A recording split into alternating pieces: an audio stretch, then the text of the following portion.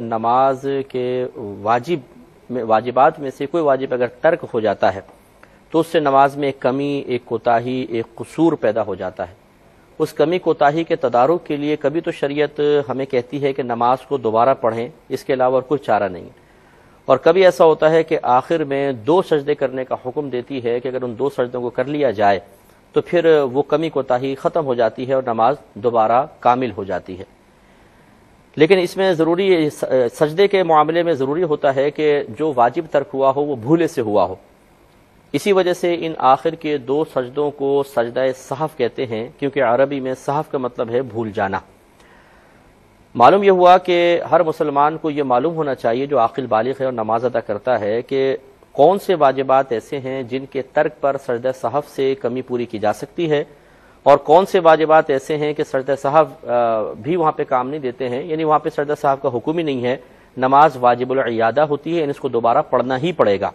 وہ انشاءاللہ میں تفصیل آپ کی خدمت میں عرض کروں گا۔ لیکن یاد رکھیے گا کہ اگر کوئی ایسا واجب ہے کہ جس کو بھولے سے چھوڑ دیا جائے تو آخر میں سجدہ سہو سے کمی پوری ہو جاتی ہے، وہ واجب بھی اگر کوئی جان بوجھ کر ترک کر دے تو بھی پھر سجدہ سہو سے کمی پوری نہیں ہوتی، کیونکہ سہو کا مطلب جیسے میں نے آپ کو بتایا کہ بھول جانا، تو بھول جانے کی وجہ سے جو کمی پیدا ہوتی ہے اس کمی کو یہ 2 آخر کے سجدے پورا کرتے ہیں۔ لیکن اگر کسی نے جان بوجھ کے واجب ترک کر دیا تو پھر سہو تو ہوا ہی نہیں، جب سہو نہیں ہوا تو سجود سہو اس کمی کو پورا بھی نہیں کر سکیں گے۔ اسی طریقے سے اگر کوئی اسی قسم کا واجب ترک کر دیتا ہے اور آخر میں سجدہ سہو کرنا ہی بھول گیا تو وہ نماز بھی واجب العیادہ ہو جاتی ہے، اس نماز کو دوبارہ پڑھنا ہوتا ہے۔ یہ بھی آپ کو بتایا تھا کہ سجدہ سہو کا طریقہ یہ ہوتا ہے کہ جب آپ آخر میں نماز مکمل کرنے کے بعد التحیات کے لیے بیٹھیں، جس کو قاعدہ اخیرہ کہتے ہیں، تو مکمل التحیات پڑھنے کے بعد صرف سیدھی جانب سلام پھیریں، اس کے بعد 2 لگاتار سجدے کریں، پھر بیٹھ جائیں، التحیات پڑھیں، درود شریف پڑھیں، دعا پڑھیں اور سلام پھیر کر نماز کو مکمل کر لیں۔ یہ سنت کے مطابق طریقہ ہے۔ اگر کسی نے بغیر سلام پھیرے سجدہ سہو کر لیے تو یہ بھی صحیح ہے لیکن خلاف سنت ہے، اس کو مکروہ تنزیہی لکھا گیا ہے۔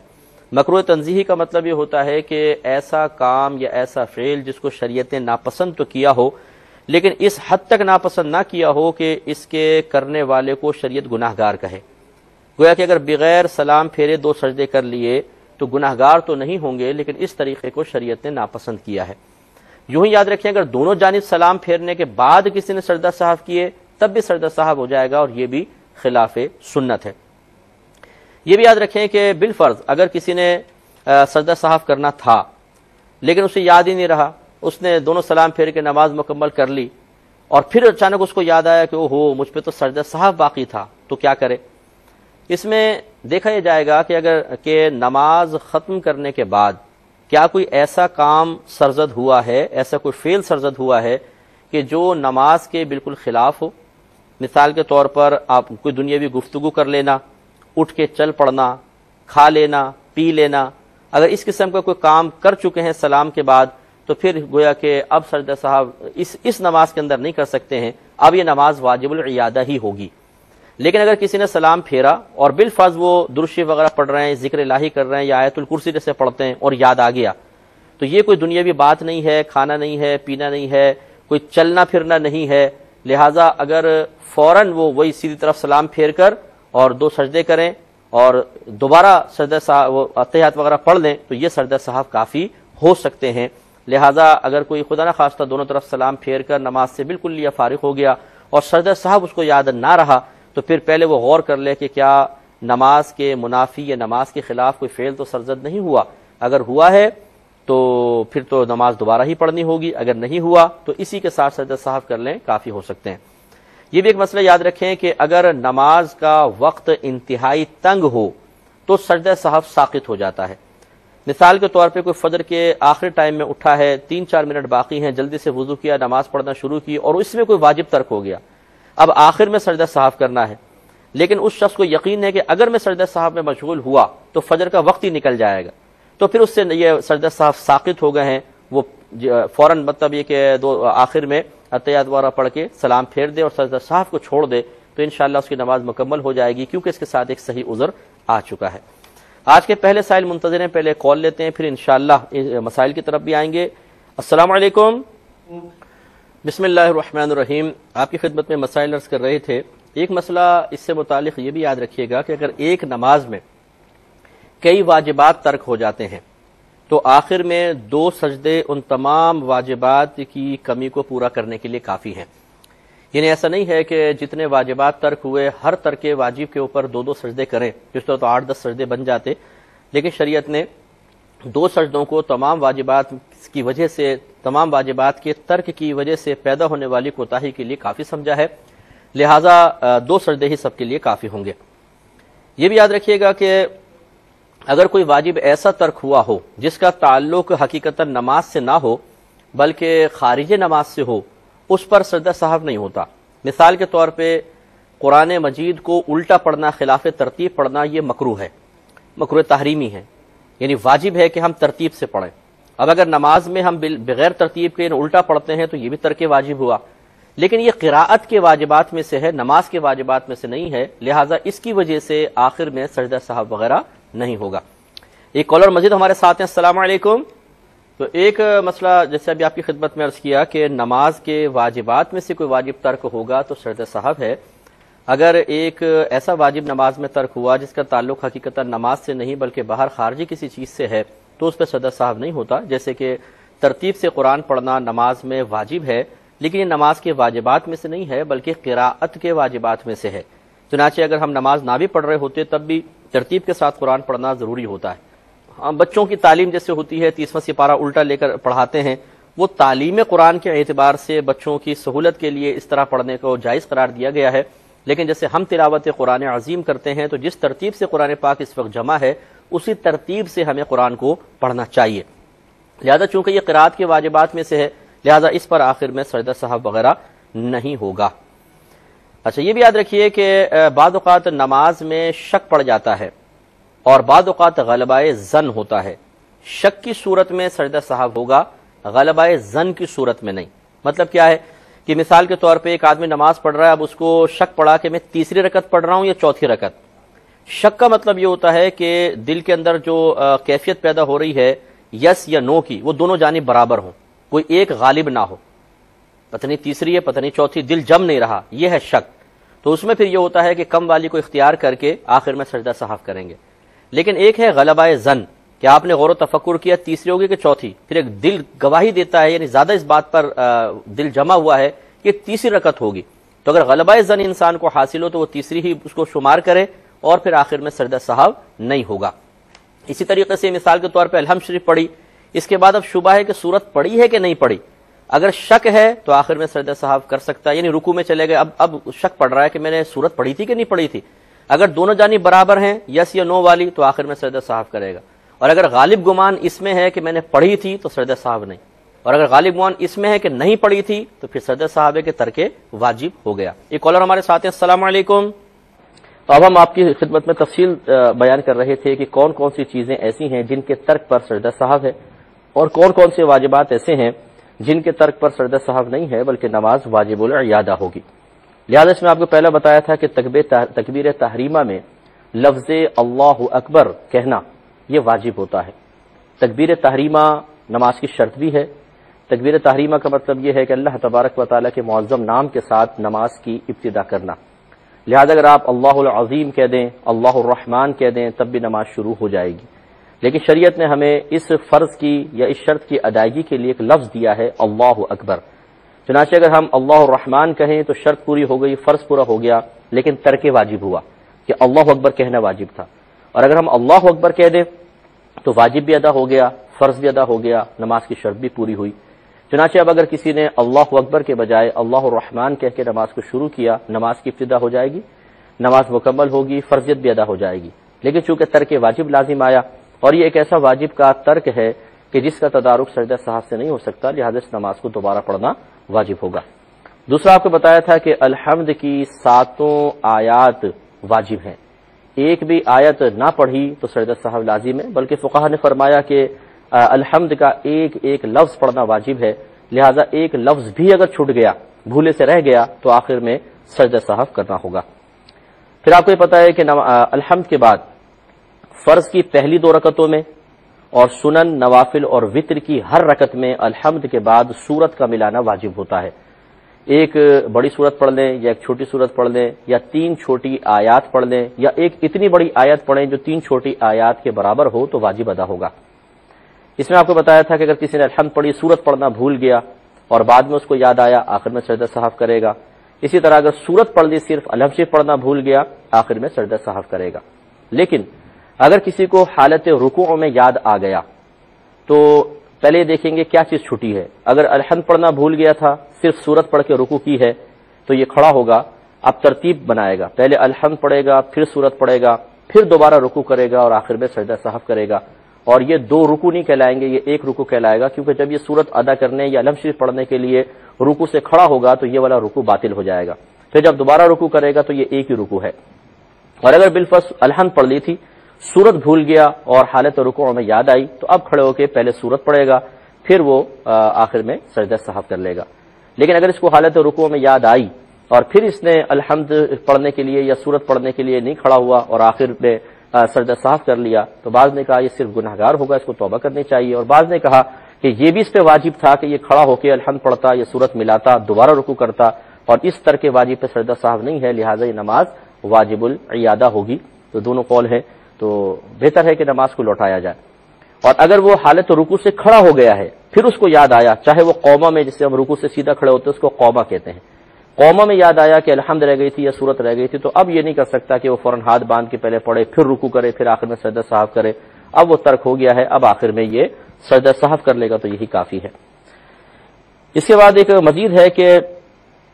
الحمد کا سورت سے پہلے ہونا، یہ بھی واجب ہے۔ یعنی اگر کسی نے ایسا کیا کہ پہلے سورت پڑھ لی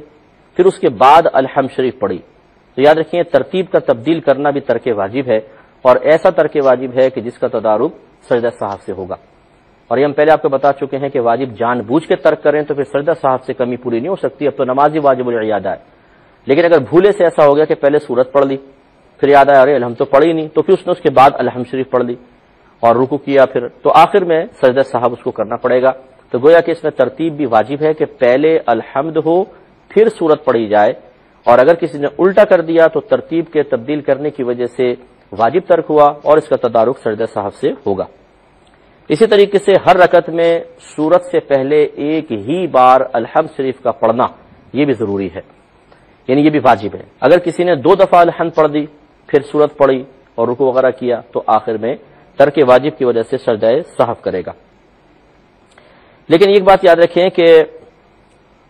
اگر کسی نے الحمد پڑھی اس کے بعد سورت پڑھی اور پھر الحمد پڑھ ڈالی تو اس میں فقہا نے لکھا ہے کہ اب یہ الحمد کے درمیان میں چونکہ سورت آ گئی تو الحمد اور سورت کے درمیان یہ تکرار، اس میں کوئی اور چیز نہیں ہے، تو اب بعد میں اس الحمد کا پڑھنا یہ تکرار سجدہ سہو کا سبب نہیں بنے گی۔ ایسے یاد رکھیں کہ فرض کی تیسری اور چوتھی رکعت میں الحمد کا پڑھنا فقط مستحب ہے، کوئی فرض یا واجب نہیں ہے۔ لہذا یہ صحابہ کرام سے بھی ثابت ہے، تابعین سے ثابت ہے کہ چونکہ نبی کریم صلی اللہ علیہ وسلم کی فرض کی تیسری اور چوتھی کے بارے میں کوئی خاص صورت پڑھنے کی تلقین نہیں ہے، تو اس لیے اس میں آپ الحمد شریف پڑھ لیں تب بھی ٹھیک ہے۔ الحمد نہ پڑھیں بلکہ 3 بار سبحان اللہ سبحان اللہ سبحان اللہ کہہ لیں، سیدہ عائشہ صدیقہ رضی اللہ تعالی عنہا سے ذکر الہی بھی منقول ہے تو پھر بھی صحیح ہے۔ اور اگر کوئی کچھ بھی نہ پڑھے تیسری چوتھی میں 3 بار سبحان اللہ کی مقدار خاموش کھڑا رہے اور پھر رکوع اور سجود کر لے تب بھی کافی ہے، لیکن الحمد کا پڑھنا مستحب افضل ہے، جیسے کہ اکثر ہم پڑھتے ہی ہیں تو الحمد پڑھنی ہی چاہیے۔ لیکن اگر کوئی تیسری اور چوتھی میں الحمد کا تکرار کر دے تو اس میں کوئی حرج نہیں ہے، کیونکہ پڑھنا مستحب تھا، ڈبل پڑھ دیا کوئی بات نہیں، اس پر سجدہ سہو نہیں ہوگا۔ ایک مختصر سا وقفہ لیں گے، ہمیں یقین ہے آپ ہمارا انتظار فرمائیں گے۔ شاید کال ڈراپ ہو گئی ہے تو مسئلہ مزید میں عرض کر دیتا ہوں کہ آپ کو بتایا تھا کہ الحمد شریف کا تکرار یعنی 2 دفعہ الحمد شریف پڑھنے سے سجدہ سہو لازم ہو جاتا ہے، لیکن فقہا نے فرمایا اگر یوں ترتیب رکھیں کہ پہلے الحمد پڑھی پھر سورت ملا لی، اس کے بعد الحمد پڑھی تو پھر سجدہ سہو نہیں ہوگا۔ اسی طرح یہ حکم ہے فرض کی پہلی 2 رکعتوں کے لیے، سنن، نوافل اور وتر کی ہر رکعت کے لیے۔ چنانچہ اگر فرض کی آخری 2 رکعتوں میں کسی نے 2 بار الحمد شریف پڑھ لی تو اس کا یہ حکم نہیں ہوتا ہے، کیونکہ اس میں الحمد شریف پڑھنا کوئی واجب نہیں ہے بلکہ مستحب ہے، لہذا اس میں اگر 2 دفعہ بھی الحمد شریف پڑھ لی تو اس میں کوئی حرج نہیں ہے کہ دونوں دفعہ گویا کہ ایک ذکر الہی ہے، اس میں قرات واجب ہی نہیں ہے، لہذا وہاں پر تکرار فقہا کے اجتہاد کے مطابق سجدہ سہو لازم نہیں کرتا۔ یہاں یہ وضاحت میں آپ کی خدمت میں ضرور عرض کر دوں کہ بہت سارے مسائل ایسے ہوتے ہیں کہ جن کا حل براہ راست قرآن و حدیث میں موجود نہیں ہوتا، پھر یہ فقہا کا کام ہوتا ہے کہ ان کا حل اپنے اجتہادی رائے سے نکالیں، اور اس کی اجازت خود نبی کریم صلی اللہ علیہ وسلم نے مرحمت فرمائی ہے۔ چنانچہ یمن میں حضرت معاذ بن جبل رضی اللہ تعالی عنہ کو بھیجتے ہوئے، یعنی حاکم بنا کے آپ بھیج رہے تھے، اور اس وقت کا حاکم صاحب علم بھی ہوتا تھا کیونکہ وہ لوگوں کو دینی مسائل بتاتا تھا اور ان کے فیصلے کیا کرتا تھا، تو رحمت کونین صلی اللہ علیہ وسلم نے ارشاد فرمایا، دریافت فرمایا کہ بما تقضی یا معاذ، اے معاذ تم کس چیز کے ساتھ فیصلہ کرو گے؟ عرض کی کہ یا رسول اللہ صلی اللہ علیہ وسلم میں قرآن مجید سے فیصلہ کروں گا۔ فرمایا کہ فَإِن لَّمْ تَجِدْ، اگر تم قرآن پاک میں نہ پاؤ تو؟ عرض کی یا رسول اللہ پھر میں آپ کی سنت یعنی حدیث سے فیصلہ کروں گا۔ سرکار نے فرمایا کہ اگر اس میں بھی نہ پاؤ تو عرض کی کہ پھر میں اپنی رائے سے اجتہاد کروں گا۔ تو نبی کریم صلی اللہ علیہ وسلم خوش ہوئے اور آپ نے ان کے سینے پر اپنا دست اقدس رکھا اور اللہ تعالیٰ کی بارگاہ میں اس طرح شکرانہ ادا کیا کہ اللہ تعالیٰ تیرا شکر ہے کہ تو نے اپنے رسول کے قاصد کو اس چیز کی توفیق عطا فرمائی جس سے اللہ اور اس کا رسول راضی ہیں۔ اس سے معلوم ہوا کہ بے شمار مسائل ایسے ہوں گے جو قرآن و حدیث میں موجود ضرور ہیں لیکن شاید ہماری نگاہ وہاں تک نہ پہنچے، اس لیے سرکار نے فرمایا اگر تم اس میں نہ پاؤ تو، یہ نہیں فرمایا قرآن و مجید میں نہ ہو تو، ہر چیز کا تقریباً بیان موجود ہے، یہ الگ بات ہے کہ ہماری نظر اس کو نہ ڈھونڈ سکے۔ تو اگر فقہا یہ محسوس کرتے ہیں کہ قرآن و حدیث میں کسی چیز کا براہ راست حل موجود نہیں ہے تو پھر یہ ان کے اوپر ایک دینی ذمہ داری ہے کہ وہ اس مسئلے کا حل عوام کے سامنے اپنی ذاتی رائے سے، لیکن اجتہادی رائے سے اور قرآن پاک سے نکالے ہوئے اصولوں کی روشنی میں وہ پیش کیا کرتے ہیں، اس کو قبول کرنا عوام پر واجب ہوتا ہے۔ ایک کالر ہمارے ساتھ مزید ہے، السلام علیکم۔ وہ ہم ان واجبات کو ذکر کر رہے تھے کہ جن کے ترک پر آخر میں سجدہ سہو ہوتا ہے، تو لہٰذا اس میں آخری جو مسئلہ بیان کیا تھا وہ یہ تھا کہ فرض یا وتر،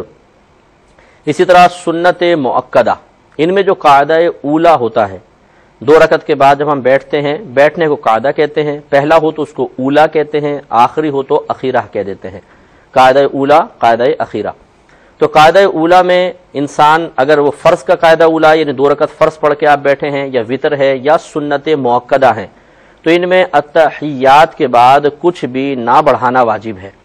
اگر بڑھائیں گے، غلطی سے بڑھا لیا، جیسے بعض اوقات ہم بھولے سے درود شریف پڑھ لیتے ہیں،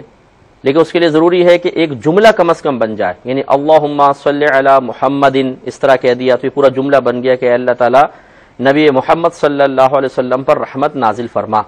یا اللہم صلی علی سیدنا، کیسے کسی نے کہا کہ اللہ تعالیٰ ہمارے سردار، ابھی محمد آگے کہنا تھا رک گئے، لیکن جملہ پورا ہو گیا کہ ہمارے سردار صلی اللہ علیہ وسلم پر رحمت نازل فرما۔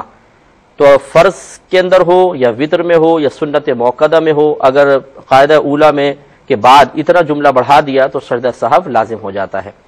اس سے معلوم ہوا کہ ہم نے فرض،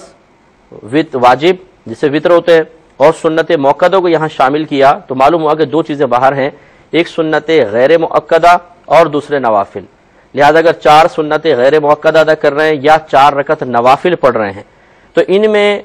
2 رکعت کے بعد جب آپ التحیات پڑھتے ہیں تو اس کے بعد درود شریف بڑھانا بھی سنت کریمہ ہوتا ہے، مستحب ہے بلکہ کہ آپ بڑھائیں، اس میں سجدہ سہو وغیرہ کا مسئلہ نہیں ہے، لیکن فرض وتر یعنی واجب جو ہیں اور سنت مؤکدہ اگر ہیں تو ان میں 2 رکعت کے بعد تشہد کے بعد کچھ بھی نہ بڑھانا واجب ہے۔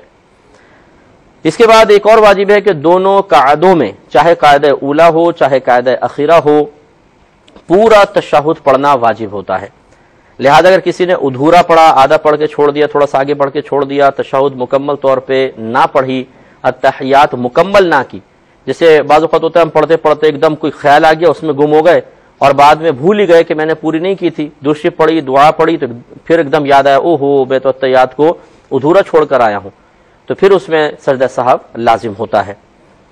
اسی طرح وتر میں دعائے قنوت پڑھنا سنت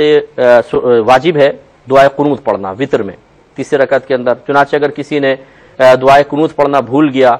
جیسے علم شریف پڑھی، سورت پڑھی، اب دعائے قنوت پڑھنی تھی، ہم رکوع میں چلے گئے،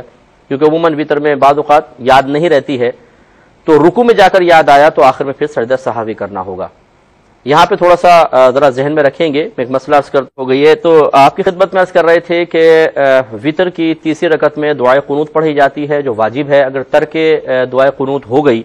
تو ترک واجب بھی ہوا، آخر میں سجدہ سہو کرنا ہوگا۔ لیکن اس میں آپ کو بتا رہا تھا کہ اگر آپ رکوع میں گئے، رکوع میں یاد آ گئی، تو اس مسئلے میں اور ایک پہلے یاد کیجئے کہ ہم نے ایک مسئلہ ذکر کیا تھا کہ کوئی الحمد پڑھنا بھول گیا اور رکوع میں اس کو یاد آئی، یا الحمد کے بعد سورت پڑھنا بھول گیا اور رکوع میں یاد آ گئی، تو الحمد اور سورت کے اندر حکم یہ ہوتا ہے کہ اگر رکوع میں یاد آ گئی تو وہ کھڑا ہو جائے، الحمد چھٹ گئی ہے تو الحمد پڑھے، پھر سورت پڑھے، پھر دوبارہ رکوع کرے، یہ دوسرا رکوع نہیں کہلائے گا، پہلا ہی کہلائے گا۔ اور اگر سورت چھٹ گئی ہے تو کھڑا ہو جائے، سورت پڑھے، پھر دوبارہ رکوع کرے۔ لیکن دعائے قنوت کے بارے میں حکم یہ ہے کہ اگر آپ کو رکوع میں یاد آ بھی گئی تو اس کے لیے کھڑے نہیں ہوں گے کہ کھڑے ہو کے آپ دعائے قنوت پڑھ کے دوبارہ رکوع کر دیں، بلکہ اب آپ کنٹینیو رکھیں نماز کو، آخر میں سجدہ سہو کریں گے۔ ایک اور کالر ہمارے ساتھ ہیں، السلام علیکم۔ تو دعائے قنوت کا مسئلہ آپ کو بتایا۔ اسی طرح یاد رکھیں کہ دعائے قنوت سے پہلے ایک تکبیر بھی لگتی ہے، اسے تکبیر قنوت کہتے ہیں۔ وتر کی تیسری رکعت میں دعائے قنوت سے پہلے آپ کو پتہ ہے اللہ اکبر کہہ کے ہم دوبارہ ہاتھ باندھتے ہیں اور پھر ہم دعائے قنوت پڑھتے ہیں، تو یہ تکبیر قنوت بھی واجب ہے۔ اگر بالفرض بے خیالی میں کسی نے مطلب تکبیر نہیں لگائی اور دعائے قنوت شروع کر دی ہے تو یہ ترک واجب ہو گیا۔ اور بالفرض اگر کوئی الحمد شریف سورت پڑھ کر دعائے قنوت بھی بھول گیا اور تکبیر قنوت بھی بھول گیا اور آگے چلا گیا، تو ہم نے آپ کو شروع میں بتایا تھا کہ اگر ایک سے زائد واجب ترک ہو جاتے ہیں تب بھی ایک سجدہ سہو سب کے لیے کافی ہوتا ہے۔ لہذا اگر دعائے قنوت کے ساتھ ساتھ تکبیر قنوت تو یاد نہیں رہے گی انسان کو کیونکہ دعائے قنوت بھی بھول گیا ہے، تو آخر میں ایک ہی سجدہ سہو سے ان دونوں کی کمی پوری ہو جائے گی۔ کہ مختصر سا بریک لیں گے، ہمیں یقین ہے آپ ہمارا انتظار فرمائیں۔ اب ہم پچھلے جو پروگرام میں عرض کیا تھا وہ مسئلہ ایک دفعہ پھر عرض کر دیتے ہیں کہ وتر کی تیسری رکعت میں آپ کو پتہ ہے کہ پہلے تکبیر قنوت لگاتے ہیں، یعنی الحمد شریف پڑھی، سورت پڑھی، اب دعائے قنوت پڑھنی تھی، اس سے پہلے اللہ اکبر کہہ کر ہم تکبیر لگاتے ہیں اور دعائے قنوت پڑھتے ہیں۔ تو یہ تکبیر لگانا بھی واجب ہے اور دعائے قنوت پڑھنا بھی واجب ہے، لیکن یہ یاد رکھیں کہ اس کے لیے ہاتھ اٹھانا واجب نہیں ہے۔ مثال کے طور پہ کوئی ہاتھ اٹھانا بھول گیا، بس ہاتھ بندھے ہوئے ہیں اور اللہ اکبر کہہ کر اس نے دعائے قنوت شروع کر دی ہے اور اب بعد میں اس کو یاد آتا ہے کہ وہ ہاتھ تو اٹھائے نہیں، کوئی بات نہیں، ہاتھ اٹھانا سنت کریمہ ضرور تھا، یہ ترک سنت لازم آیا، لیکن اس دعائے قنوت سے پہلے تکبیر واجب تھی۔ تو اگر کوئی تکبیر لگانا بھول گیا اور دعائے قنوت پڑھ لی، رکوع میں جا کے یاد آیا، آخر میں سجدہ سہو کرے گا، یا پھر دعائے قنوت بھی بھول گیا اور تکبیر قنوت بھی بھول گیا، جس سے بعض اوقات ہو جاتا ہے کہ الحمد پڑھی، سورت پڑھی، ڈائریکٹ رکوع میں چلے گئے۔ تو آپ کو بتایا تھا کہ رکوع میں اگر یہ یاد آ بھی گیا کہ میں دعائے قنوت پڑھنا بھول گیا ہوں تو آپ کو واپس نہیں لوٹنا ہے، اب آخر میں آپ سجدہ سہو کر لیں تو انشاءاللہ اس کا تدارک ہو جائے گا۔ آگے بڑھتے ہیں کہ یاد رکھیں کہ عیدین کی 6 زائد تکبیریں واجب ہیں۔ پہلی رکعت میں 3 ہوتی ہیں، دوسری رکعت میں 3 ہوتی ہیں، یہ 6 کی 6 تکبیریں واجب ہیں۔ ایک بھی تکبیر اگر بھولے سے رہ گئی تو آخر میں سجدہ سہو کرنا ہوگا۔ اور یہ بھی یاد رکھیں کہ اگر ان تکبیرات کو ان کے محل سے ہٹا دیا، یعنی جہاں پر تکبیر کہنے کا حکم تھا اس کے علاوہ کسی اور رکن میں جا کے تکبیرات کہیں، تب بھی آخر میں سجدہ سہو ہوگا۔ مثال کے طور پہ جب آپ عید کی نماز کا آغاز کرتے ہیں، پہلے آپ پہلی تکبیر لگاتے ہیں، ہاتھ باندھی اور ثنا پڑھی ہے، ثنا پڑھنے کے بعد پھر الحمد شریف اور سورت پڑھنے سے پہلے 3 تکبیریں لگاتار ہوتی ہیں جو زائد تکبیریں کہلاتی ہیں۔ گویا کہ حالت قیام میں، پہلی رکعت میں حالت قیام میں اور قراءت سے پہلے 3 تکبیریں لگتی ہیں زائد۔ اس کے بعد جب آپ دوسری رکعت میں کھڑے ہوتے ہیں تو پہلے قراءت ہوتی ہے اور رکوع میں جانے سے پہلے پھر 3 تکبیریں ہوتی ہیں، یعنی الحمد شریف پڑھتے ہیں، سورت پڑھتے ہیں، پھر 3 لگاتار تکبیریں جو زائد تھیں وہ پڑھیں، لگائیں اور اس کے بعد پھر رکوع کی تکبیر لگائی۔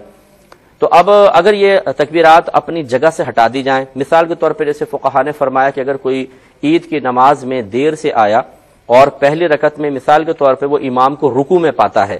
تو فقہا لکھتے ہیں کہ وہ رکوع میں چلا جائے اور وہ جو 3 زائد تکبیریں اس کی چھٹ گئی تھیں وہ رکوع کے اندر کہہ لے،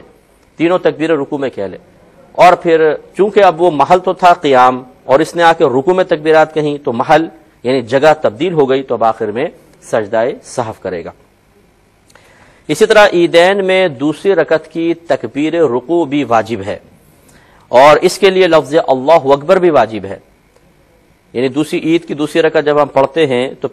میں نے بھی آپ کو بتایا کہ پہلے الحمد شریف ہے، پھر سورت ملائی، اس کے بعد 3 لگاتار تکبیریں ہوتی ہیں جن میں کانوں تک ہاتھ اٹھا کے چھوڑ دیتے ہیں، اس کے بعد چوتھی تکبیر لگاتے ہیں، اس میں ہاتھ نہیں اٹھاتے کیونکہ وہ تکبیر رکوع ہے، اور پھر رکوع میں چلے جاتے ہیں۔ یہ جو چوتھی تکبیر ہے، جو تکبیر رکوع ہے، اس میں ایک تو یہ کہ لفظ اللہ اکبر کہنا ہوگا اور دوسرا یہ تکبیر واجب بھی ہے۔ عام نمازوں کے اندر یہ تکبیر جو رکوع میں جانے کے لیے لگائی جاتی ہے، یہ ہم آپ کو بتا چکے ہیں کہ سنت کریمہ ہے، لیکن عید کی دوسری رکعت میں تکبیر رکوع واجب ہے، لہذا اگر خدا نخواستہ کوئی تکبیر لگانا بھول گیا تو آخر میں سجدہ سہو ہوگا۔ یہ بھی یاد رکھیں کہ ہر جہری نماز میں امام کو جہر سے قراءت کرنا اور سری نماز میں آہستہ قراءت کرنا واجب ہے. جیسے فجر ہے، مغرب، عشاء، جمعے کی نماز، ان میں جہر سے قراءت امام پر واجب ہے. اور ظہر و عصر جب پڑھتے ہیں تو اس میں سری نماز ہیں، یعنی قراءت آہستہ کرنی ہوتی ہے، بس اتنے آواز سے کہ اپنے کان تک آواز پہنچ جائے، بلند آواز سے قراءت منع ہوتی ہے. اگر اب یوں کیا کہ جہری نماز میں امام نے سری قراءت کر دی یا سری نماز تھی اس میں جہر سے قراءت کر دی، تو اس کی مقدار فقہاء نے لکھی ہے کہ اگر ایک آیت پوری پڑھ ڈالی جہری نماز میں آہستہ، پھر یاد آئی، یا آہستہ نماز میں جہر کے ساتھ ایک آیت کم از کم پڑھ دی ہے، تو آخر میں سجدہ سہو لازم ہوگا. یہ بھی یاد رکھیں کہ جب ایک شخص، یہ تو امام کا مسئلہ تھا، اکیلا کوئی نماز پڑھ رہا ہو تو پہلے اس کے نفس مسئلہ سمجھ لیں، پھر ہم اس واجب کی طرف آتے ہیں کہ اگر کوئی شخص اکیلا نماز پڑھ رہا ہے، مثلا گھر کے اندر فجر ہے، مغرب ہے، عشاء ہے، اس میں اس کو اختیار ہے کہ جہر سے قراءت کرے چاہے آہستہ قراءت کرے. ویسے تو یہ جہری نمازیں ہیں تینوں، لیکن یہ امام اگر ہوتے تو اس پہ جہر کرنا واجب تھا. منفرد کے لیے حکم تھوڑا سا بدل جاتا ہے، اس کو اختیار دے دیا جاتا ہے، چاہے تو تھوڑی سی بلند آواز سے قراءت کرے فجر میں، مغرب، عشاء میں، اور چاہے تو سری نماز پڑھے یعنی آہستہ قراءت کر لے. یہ اس کو اختیار ہے دونوں چیزوں کا. لیکن جو سری نماز ہے اس میں اس کو سر کر رکھنا واجب ہے، اس میں اگر جہر کرے گا تو سجدہ سہو لازم ہوگا. زیادہ مسئلہ یہ ہے کہ منفرد نے سری نماز میں ایک آیت کو جہر سے پڑھ دیا تو سجدہ سہو لازم ہے. اس سے ہمارے وہ بھائی اور بہنیں ذرا درس حاصل کریں جو کبھی گھر میں ہوتے ہیں، ظہر یا عصر کی نماز پڑھ رہے ہیں، اکیلے کمرے میں ہیں، تو کبھی ذوق بڑھانے کے لیے سوچتے ہیں تھوڑا سا بلند آواز سے پڑھ لیتے ہیں، کون سا یہاں پر کوئی ہے، اور ظہر کی نماز میں بلند آواز سے قراءت کر دی، عصر کی نماز میں بلند آواز سے قراءت کر دی. تو اگر تو بھولے سے کی ہے اور ایک آیت کے برابر کم از کم کر دی ہے، آخر میں سجدہ سہو سے تدارک ہو جائے گا. لیکن بھولے سے نہیں کی بلکہ جان بوجھ کے کی ہے کہ چلو یار تھوڑا بلند آواز سے پڑھتے ہیں مزہ آئے گا، تو آپ سمجھ جائیں کہ اس میں تو گناہ گار بھی ہوئے، اور پھر اس نماز کو دوبارہ پڑھنا واجب ہے، کیونکہ یہاں تو سجدہ سہو سے تدارک نہیں ہو سکتا تھا. سجدہ سہو وہاں ہوتا ہے جہاں واجب کو بھولے سے انسان چھوڑ دے، یہاں جان بوجھ کے چھوڑا گیا ہے، لہذا سجدہ سہو لازم ہوگا. ایک قاعدہ یہ بھی ہے کہ ہر واجب و فرض کا اس کی جگہ پر ہونا یہ واجب ہے. اگر جگہ بدل دی تو سجدہ سہو لازم ہو جائے گا. مثال کے طور پر ایک شخص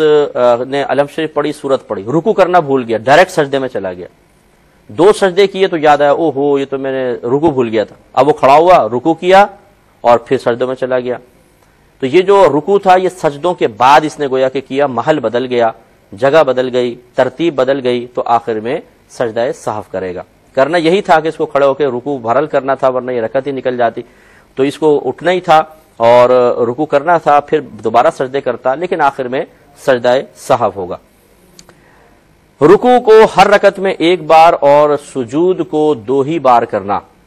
لہذا اگر کسی نے ایک دفعہ رکوع کیا، پھر سمع اللہ لمن حمیدہ کہا اور بھول گیا کہ میں رکوع کر چکا ہوں، کھڑا ہو کے سوچ رہا ہے میں رکوع میں گیا ہوں کہ نہیں گیا ہوں، پھر دوبارہ چلا گیا، پھر جب وہ آگے سجدے میں پہنچا تو یاد آیا او ہو 2 رکوع کر چکا ہوں، تو آخر میں پھر سجدہ سہو کرے گا.